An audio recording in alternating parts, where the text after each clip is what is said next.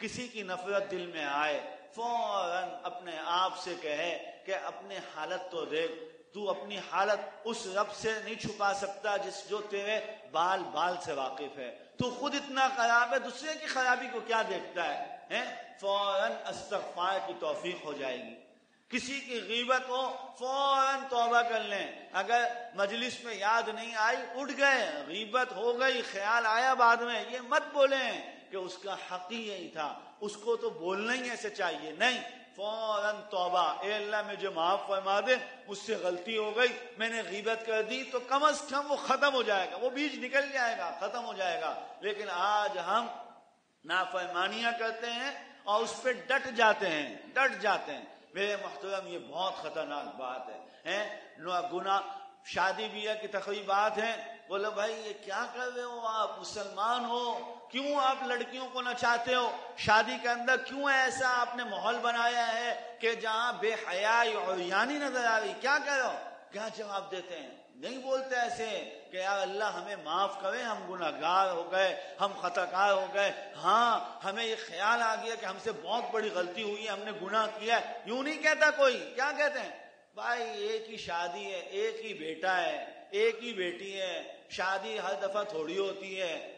یا کیا کہتے ہیں؟ آخری بیٹی ہے یا پہلی بیٹی ہے، گھر کی پہلی شادی، گھر کی آخری شادی، ایک ہی بیٹے کی شادی، خاندان کی پہلی شادی. عجیب عجیب دماغ بنا کے جب ہم نے اس غلط کام کا جواز بنا دیا کہ یہ کام اس وجہ سے میں نے کیا. ہاں میں سمجھتا تھا، میں جانتا تھا، بوجھتا تھا، اس کے باوجود میں نے اس لیے کیا کہ گھر کی پہلی شادی ہے. تو میرے محترم دیکھ لیجئے، ہمارے معاشرے کے اندر نظر آ رہا ہے کہ پھر گھر میں وہ ایک ہی شادی ہوتی ہے، اس کے بعد کی بیٹیاں، اس کے بعد کے بیٹے رولتے رہتے ہیں اور اللہ کی طرف سے خوشیاں نہیں آ رہی ہوتی. یہ ایک دو جگہ نہیں ہے، سینکڑوں جگہ.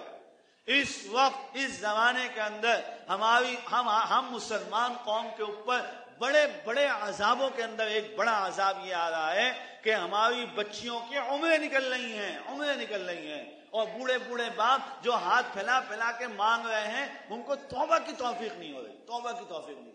ایک جگہ شادی میں گیا، یہیں وہ نوجوان آتے تھے، بزید ہو گئے کہ نکاح آپ نے پڑھانا ہے. بھائی سب دیکھو، الگ الگ نظام ہونا چاہیے، مرد الگ عورت الگ. اللہ نے ایک پردہ رکھا ہے، ایک حیا رکھی ہے، اور خصوصاً ان شادی بیاہ کے موقع پر اوپر اللہ الامان والحفیظ کہ خواتین کا بس نہیں چلتا کپڑے اتار دیں. دوپٹے تو ممکن ہی نہیں ہے کہ خواتین پہنے، اس کو تو باقاعدگی سے گلوں کے اندر ڈال کے. بھائی ایسے موقع کے اوپر مرد و عورت کو جوڑنا یہ خطرناک عذاب کو دعوت دیتا ہے. میں عرض کروں، دو آدمی مل کے گناہ کریں تو اللہ کی پکڑ آتی ہے، جب اتنے سارے مل کے کریں تو یہ تو بہت خطرناک. بڑا ان کو سمجھا، ہاں نہیں، صرف آپ جب نکاح کے لیے آئیں گے بالکل ایسا انتظام ہوگا. ویسے بہرحال میں ناظم آباد میں ہوتا تھا، مجھے لے گئے، گاڑی آئی، چلے گئے. جب وہاں پہنچے، اندر داخل ہوئے، کیا منظر دیکھا بھائی، وہ تو سب مکس بیٹھے ہیں، خواتین بھی اور خوانین بھی سارے مل کے بیٹھے ہیں. میں وہیں سے واپسی ہوا. میں نے کہا ناممکن سی بات ہے کہ اس بےہودہ مجلس کے اندر ہم بیٹھے ہیں، یہ تو اللہ کے عذاب کو دعوت دینے والی مجلس ہے. مرد و عورت کی تمیز کیے بغیر ایسی خطرناک مجلس میں تو نہیں بیٹھ سکتا. میں واپسی لوٹا. میں جب لوٹنے لگا تو اتفاق ایسا ہوا، اسی وقت دلہا کی گاڑی آ گئی. دلہا میاں نے جو دیکھا کہ قاضی صاحب تو واپسی کی طرف بھاگ رہے ہیں، دلہا صاحب میرے پیچھے پیچھے بھاگے. اب قاضی صاحب، ان کو تو خطرہ تھا کہ بھائی قاضی گیا تو پھر نکاح کون پڑھائے گا. یہ مشہور مقولہ ہے، اب ختم ہو گیا.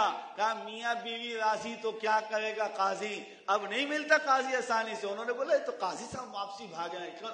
دلہا صاحب آئے، منتیں، ارے حضرت 1 منٹ 2 منٹ 5 منٹ، اور میں نے اپنے دوستوں کو کہہ دیا ابھی انتظام کرائیں گے، اور انہوں نے کیا بھی صحیح. بھائی ماشاءاللہ 5 منٹ میں اس ہال سے باہر ہی کھڑا رہا، اور انہوں نے 5 منٹ کے اندر پارٹیشن کیا. بیچ میں خواتین کو بولا چلو اس طرف سارے، اور مردوں کو بولا چلو تم اس طرف سارے. ہو گئی شادی. جب نکاح ہو گیا، دلہا میاں آ کے بیٹھے ہیں تو ان کے بڑے بھی کچھ ملنے آئے. میں آپ کو اس پہ عرض کر رہا، سفید داڑھی والے 3-4 بزرگ وہاں بیٹھے ہوئے، بزرگ باوجہ عمر کے بزرگوں کی 2 قسمیں ہیں. ایک مرتبے کے بزرگ ہوتے ہیں، ایک عمر سے بزرگ ہوتے ہیں. تو وہ عمر کے بزرگ تھے، سفید سفید داڑھیوں والے لوگ. تو وہ مجھے دلہا میاں بیٹھ کے بتا رہے، کہنے لگے کہ یہ جو مکس گیدرنگ تھی نا وہ ان تینوں بزرگوں کی وجہ سے تھی. یہ لڑ رہے تھے کہ میاں سب ہماری بچیاں بچے ہیں تو کیا ہوگے سب مل کے بیٹھیں گے. تو میرے محترم یہ حالات ہو گئے. قوم کے بڑے اگر بگڑ جائیں تو اس قوم کا کیا حال ہوگا کہ آج ہمارے بڑے بڑے لوگوں کو سمجھ میں نہیں آ رہی، بڑے بڑے لوگوں کو سمجھ میں نہیں آ رہی کہ ہم اللہ کی نافرمانی کر رہے ہیں، اللہ کی نافرمانی.